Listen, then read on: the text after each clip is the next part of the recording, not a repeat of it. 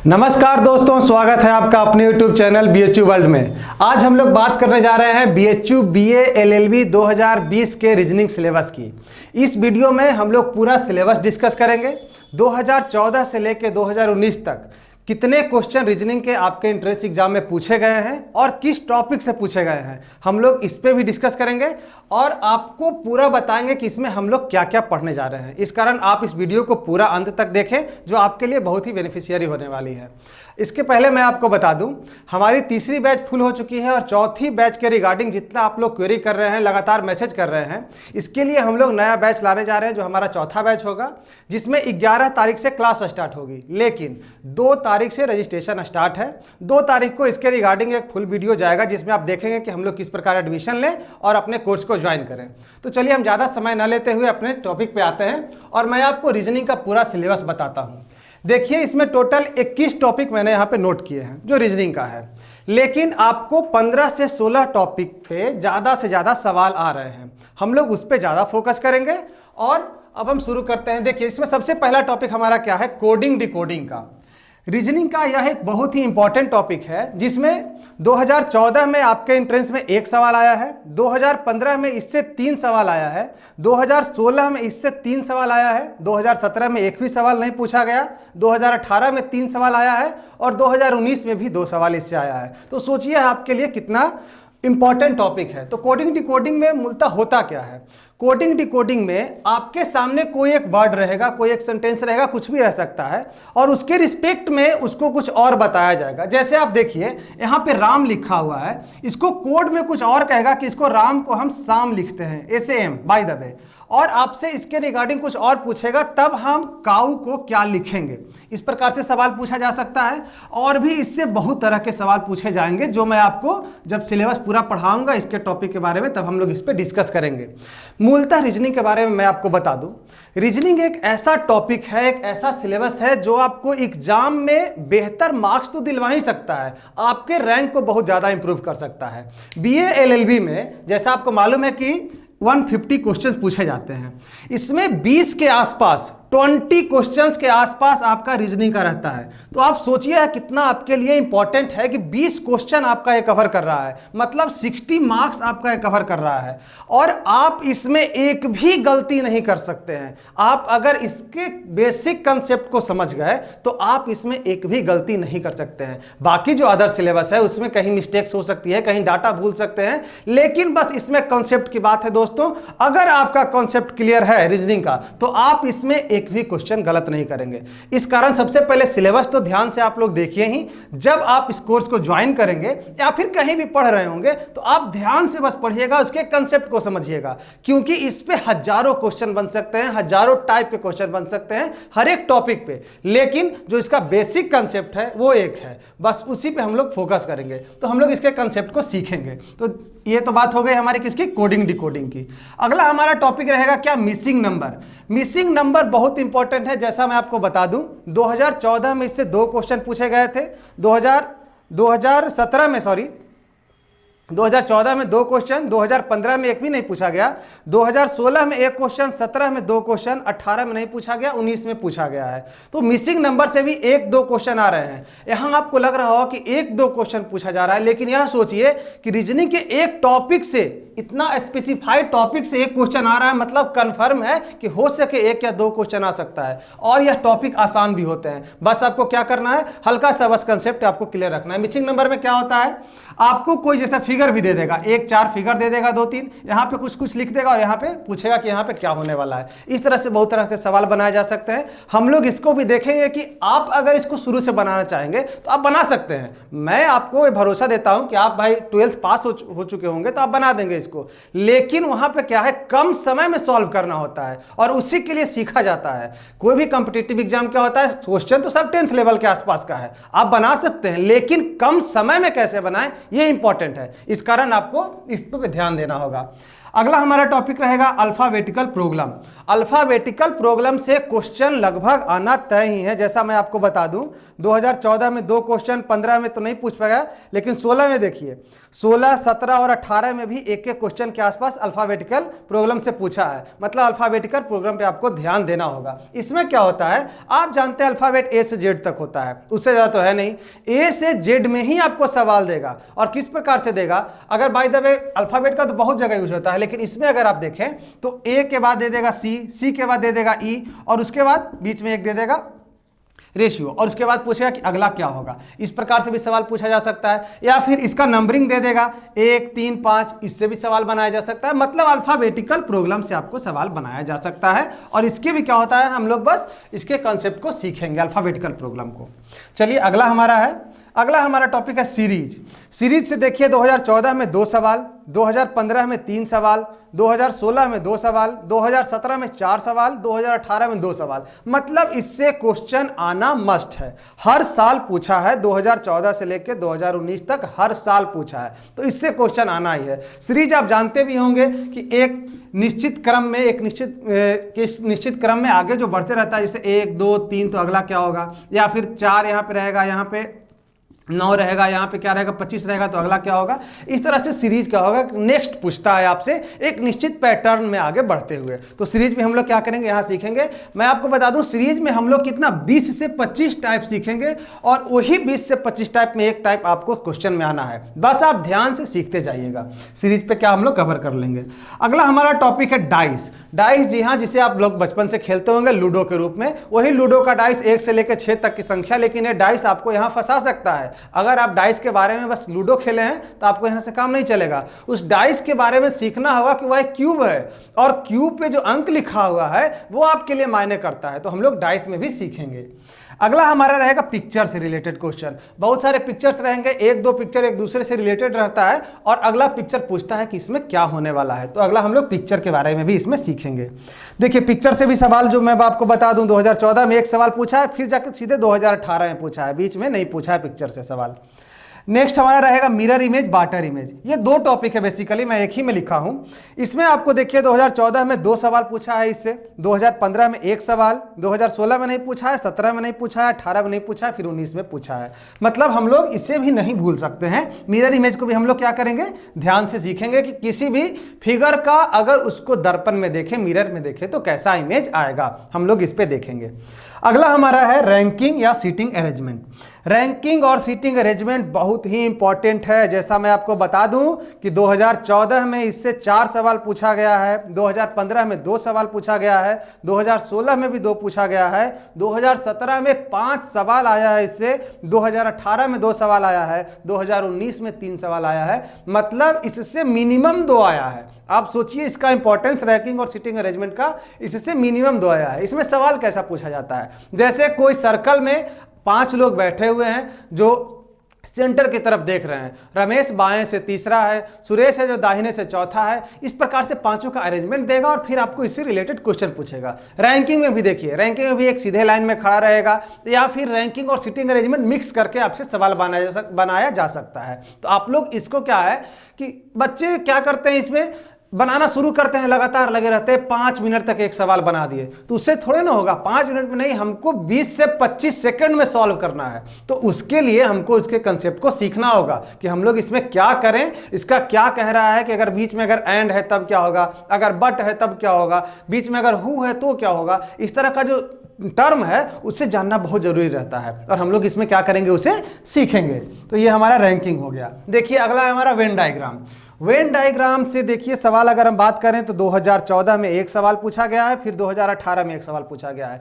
लेकिन Venn diagram direct तो मात्र 1-1 सवाल पूछा गया है, लेकिन आगामी 2-3 टॉपिकों में इसका बहुत इंपॉर्टेंट है। अगर आप वेन डायग्राम जानते हैं तो सिलोगिज्म आप आराम से सॉल्व कर सकते हैं, और भी कई तरह के सवाल आप बना सकते हैं। तो वेन डायग्राम में होता क्या है कि वेन डायग्राम में हम लोग किसी आंकड़े को, किसी डाटा को एक पिक्चर के माध्यम से शो करते हैं। जैसे देखिए इन तीनों को अगर आपको कहेगा कि इसमें भारत, अर्थ और एशिया, इस प्रकार से कुछ कह देगा और आपको कहेगा इसका वेन डायग्राम बनाओ। जैसे कह देगा अर्थ है, अर्थ इंडिया और बिहार, अगर कह देगा कि इसका वेन डायग्राम सॉल्व करो, तो अर्थ सबसे ऊपर है, उसके अंदर इंडिया है और इंडिया के अंदर बिहार है। तो इस प्रकार से हम लोग वेन डायग्राम सॉल्व कर सकते हैं, वेन डायग्राम बना सकते हैं। और इससे रिलेटेड जो क्वेश्चन आता है, अगर आप वेन डायग्राम एक बार बनाना सीख गए, वेन डायग्राम का कंसेप्ट सीख गए, तो आप आगामी सेलोगिज्म वगैरह जो बहुत ही उलझाऊ टॉपिक लगता है उसे आप सीख सकते हैं।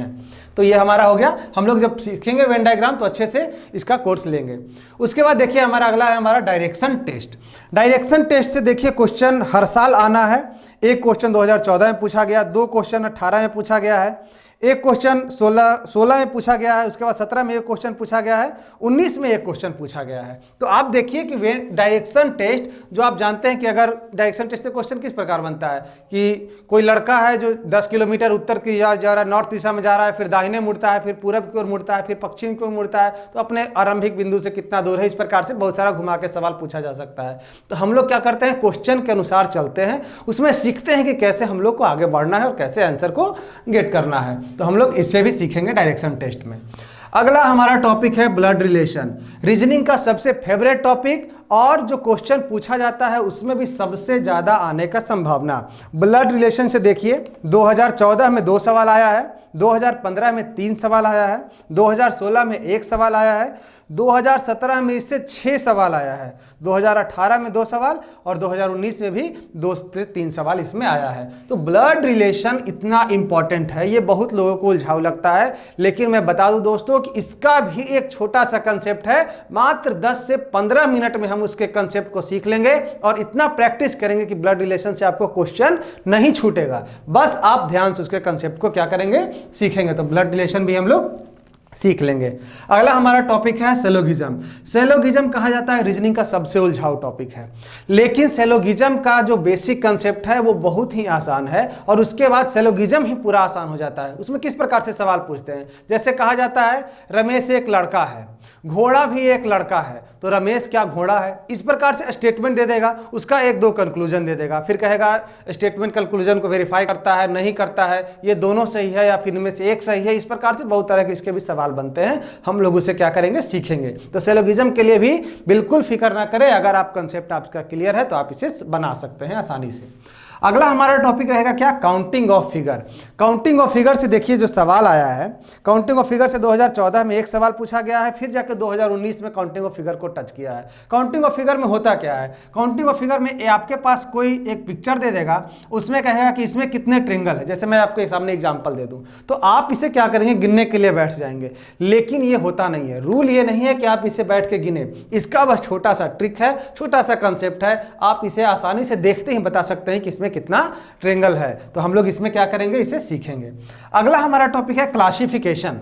देखिए क्लासिफिकेशन में क्या होता है, क्लासिफिकेशन भी इसका बहुत ही इंपॉर्टेंट टॉपिक है। मैं आपको इसमें बता दूं कि 2014 में तो इससे सवाल नहीं पूछा है, 2015 में इससे 3 सवाल पूछा है, 2016 में 1 सवाल, 2017 में 2 सवाल, 2018 में इससे 7 सवाल पूछा गया है, 7 क्वेश्चन पूछा गया है। 2019 में भी क्वेश्चन इससे बहुत ज़्यादा इंपॉर्टेंट है क्लासिफिकेशन। आप समझिए कि क्लासिफिकेशन 2018 में 7 सवाल पूछा गया है। इसमें होता क्या है, इसमें आपके सामने 4 ऑप्शंस रहेंगे और कहा जाएगा कि कोई इसमें सबसे अलग है, आप उस अलग को क्या करिए, छाट दीजिए जो इसमें सबसे अलग है।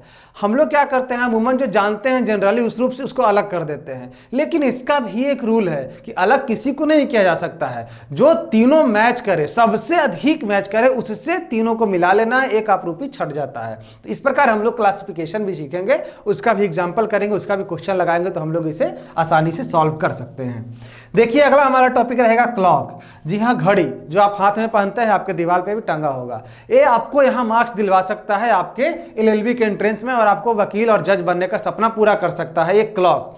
किस प्रकार से, देखिए क्लॉक से आपको 2014 में तो सवाल नहीं पूछा है, 2015 में 1 सवाल पूछा है, 2019 में भी इससे सवाल आया है। तो अब सोचिए 2019 में पूछा है तो 2020 में भी पूछने की संभावना बनती है। तो क्लॉक में भी हम लोग सीखेंगे। क्लॉक सिर्फ देखने के लिए हम लोग नहीं कि 3 बजा या फिर 6 बजा है, उसमें सीखा जाता है कितना एंगल है, आवर और मिनट के नीडल के बीच कितना एंगल बन रहा है, सेकंड और मिनट के बीच कितना एंगल बन रहा है, कितना देर के बाद, या फिर बहुत तरह के सवाल बनाए जा सकते हैं। इसके 8 से 10 टाइप हम लोग सीखेंगे और उससे ही सवाल आना लगभग तय माना जाता है। तो हम लोग क्लॉक को भी क्या कर लेंगे, क्लियर कर लेंगे। नेक्स्ट हमारा रहेगा क्यूब। क्यूब और क्यूबाइड, ये हम लोग बहुत इंपॉर्टेंट है। क्यूब और क्यूबाइड, देखिए क्यूब आप जानते हैं, जिसमें मैंने आपको बताया कि डाइस में भी एक क्यूब है, लेकिन डाइस का क्वेश्चन अलग फ्रेम में बनता है, अलग टाइप का बनता है, और क्यूब का क्वेश्चन अलग टाइप से बनता है। तो क्यूब का जिस समय हम पढ़ेंगे, क्यूब का क्वेश्चन डिस्कस उसमें करेंगे। देखिए क्यूब से सवाल आया है 2015 में, एक सवाल पूछा गया है और अभी तक नहीं, इससे फिर सवाल आया है। डिक्शनरी, देखिए डिक्शनरी जो आप देखते होंगे आपके घर में होगा, बचपन से आप जब इंग्लिश पढ़ते होंगे तो डिक्शनरी का यूज आता ही होगा। डिक्शनरी से 2014-15 में सवाल नहीं आया है, 2016 में एक सवाल आया है, 2018 में एक सवाल आया है, 2019 में भी इससे सवाल पूछा गया है। तो डिक्शनरी अब धीरे धीरे ट्रेंड में क्वेश्चन में आ रहा है। तो डिक्शनरी में हम लोग क्या सीखते हैं कि इसमें 4 से 5 आपको वर्ड दिए रहेंगे और उसको अरेंज करने के लिए आपसे कहेगा कि अगर आप डिक्शनरी देख रहे हैं तो सबसे पहले आपको कौन मिलेगा। इस प्रकार से सवाल पूछा जा सकता है, या फिर इसमें यह भी पूछा जा सकता है कभी कभी मीनिंगफुल सेंटेंस का भी आपसे सवाल पूछा जाएगा। जैसे 5-6 शब्द रहेंगे और कहेगा कि इससे मीनिंगफुल सेंटेंस के रूप में इसको सजाइए। जैसे अगर अकाल को दर्शाना हो, बाय द वे फैमिन को दर्शाना हो, तो आपको सबसे पहले देगा कि बरसात, उसके बाद देगा सुखाड़, फिर धरती, फिर किसान। इस प्रकार से 3-4 शब्द रहेंगे और आपको फिर सजाना होगा कि अकाल का जो वास्तविक रूपरेखा है किस प्रकार से होगा। तो हम लोग इसमें भी डिक्शनरी में ही इसको कवर कर लेंगे। देखिए हमारा नेक्स्ट टॉपिक रहेगा एनालॉगी टेस्ट। एनालॉगी टेस्ट आपको मैं बता दूं रेशियो का। अगर 2 शब्द एक दूसरे से रिलेटेड हैं, जैसे मैं एनालॉगी टेस्ट का बताऊं कि 2014, 15, 16 में ऐसे सवाल नहीं आया है, लेकिन 2017 से लगातार ये ट्रेंडिंग में है। 2017 से 1 सवाल, 2018 में इससे 8 सवाल, 8 question only for analogy test से आया है। एनालॉगी टेस्ट से 8 सवाल, 2019 में भी इससे सवाल पूछा गया है। तो सोचिए कि 18-19 में इससे 8 क्वेश्चन आया है, तो कितना इंपॉर्टेंट है। एनालॉगी टेस्ट में होता क्या है कि 2 शब्द को या फिर 2 डाटा को एक दूसरे से जोड़ा जाता है। जैसे कि आपको जोड़ दिया India related to New Delhi, ठीक, India related to New Delhi, और उसके पास आपके पास रहेगा कि पाकिस्तान किससे रिलेटेड होगा। तो हमें इसमें सीखना क्या रहता है कि अगर जो फर्स्ट है वो अगर सेकंड से रिलेटेड है, तो जो थर्ड है वो फोर्थ से किस प्रकार रिलेटेड होगा। आपके सामने 4 ऑप्शंस रहेंगे, हम लोग इसे सॉल्व करेंगे। जैसे इंडिया न्यू दिल्ली से किस प्रकार रिलेटेड है, इंडिया का राजधानी न्यू दिल्ली है, तो पाकिस्तान जो रहेगा किससे रिलेटेड रहेगा, तो इस्लामाबाद से रिलेटेड रहेगा। तो इस प्रकार से एनालॉगी टेस्ट में क्वेश्चंस रहते हैं। देखिए हमारा नेक्स्ट टॉपिक रहेगा क्या, vending of figure. Vending of figure से अभी तक तो सवाल नहीं पूछा गया है, लेकिन यह रीजनिंग का सिलेबस है। बनाने वाला ये नहीं हमको बता चुका है पहले से कि मैं इसी से ही सवाल बनाऊंगा। इस कारण हम लोग रीजनिंग का जो मेन टॉपिक रहता है, जिससे सवाल अभी तक कंपटीशन में उठाए जाते हैं, हम लोग उसे जरूर सीखेंगे। तो हो सके शायद अगला बार वेंडिंग ऑफ फिगर से पूछ दे। इसमें क्या होता है, जैसे एक कागज है, उसे इस प्रकार मोड़ा जा रहा है, और मोड़ने के बाद जो सीलन बनती है इसके बीच में, उससे अगर कहेगा कि अगर आप इसे खोल रहे हैं तो किस प्रकार दिखाएगा, तो ये आपको बताना रहेगा। जैसे इसमें देखिए इस प्रकार से इसका सीलन बना हुआ है, तो हमें ये बताएगा वेंडिंग ऑफ फिगर। आपके सामने 4 ऑप्शंस रहेंगे, आप उसे क्या करेगा, कवर करेगा। तो हम लोग वेंडिंग ऑफ फिगर भी सीखेंगे इसमें। उसके बाद क्यूब और क्यूबाइड में आपको बताया है क्यूब में, और यहाँ पे क्यूबाइड का जो सेम क्वेश्चन रहेगा उसको क्यूबाइड के अलग अलग पार्ट में डिवाइड करता है। उसके बाद बताता है कि जो सबसे छोटा क्यूब है उसका कितना बेस होगा। इस प्रकार से आपसे सवाल पूछता है, तो हम लोग उसे भी सॉल्व करेंगे। देखिए हमारा अगला जो टॉपिक है वो जनरल है।